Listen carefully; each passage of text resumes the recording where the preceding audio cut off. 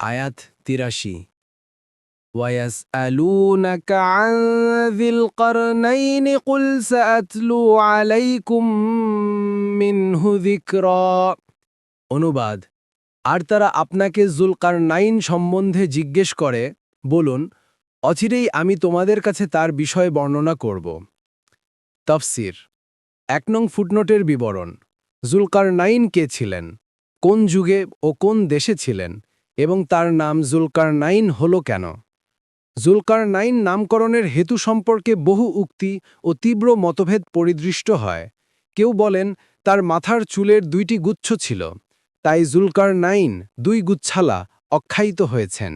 কেউ বলেন পাশ্চাত্য ও প্রাচ্যদেশ সমূহ জয় করার কারণে যুলকারনাইন খেতাবে ভূষিত হয়েছেন। কেউ এমনও বলেছেন যে তার মাথায় শিংয়ের অনুরূপ ২টি চিহ্ন ছিল।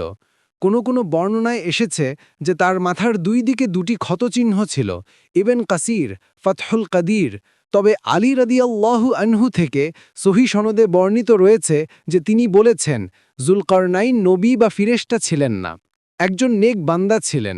আল্লাহকে তিনি ভালোবেসেছিলেন, আল্লাহ তাকে ভালোবেসেছিলেন। আল্লাহর হকের ব্যাপারে অতিশয় সাবধানী ছিলেন। আল্লাহ তার কল্যাণ চেয়েছিলেন। তাকে তার জাতির কাছে পাঠানো হয়েছিল। তারা তার কপালে মারতে মারতে তাকে হত্যা করল। আল্লাহ তাকে আবার জীবিত করলেন।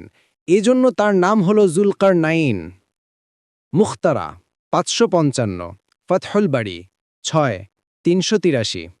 যুলকারনাইনের ঘটনা সম্পর্কে কুরআনুল কারীম যা বর্ণনা করেছে তা এই: তিনি একজন সৎ ও ন্যায়পরায়ণ বাদশা ছিলেন এবং পাশ্চাত্য ও প্রাচ্যদেশ সমূহ জয় করেছিলেন। এসব দেশে তিনি সুবিচার ও ইনসাফের রাজত্ব প্রতিষ্ঠা করেছিলেন। আল্লাহ তাআলার পক্ষ থেকে তাকে লক্ষ্য অর্জনের জন্য সর্বপ্রকার সরঞ্জাম দান করা হয়েছিল।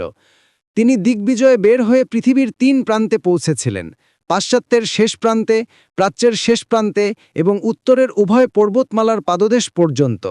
এখানেই তিনি ২ পর্বতের মধ্যবর্তী গিরিপথকে একটি সুবিশাল লৌহ প্রাচীর দ্বারা বন্ধ করে দিয়েছিলেন। ফলে ইয়াজুজ মাজুজের লুটতরাজ থেকে এলাকার জনগণ নিরাপদ হয়ে যায়।